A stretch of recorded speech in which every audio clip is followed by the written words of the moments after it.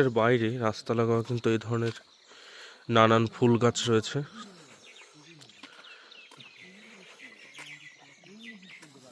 আর আমরা এখন একটু ট্রেক করতে বেরিয়েছি।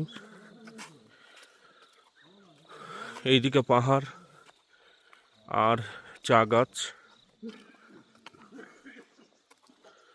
আর এইদিকে যদি তাকাই এই যে দূরের দৃশ্য, আর এইটা আমাদের হোমস্টে, আর এটা রাস্তা, ন্যাশনাল হাইওয়ে। আর আমরা এখন রয়েছি সাউথ সিকিমে। ঠান্ডা যে খুব আছে তা নয়,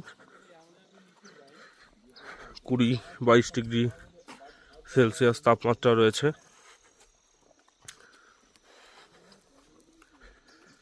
আর এই যে এখন আমাদের ট্রেক করে উপরে উঠতে হবে।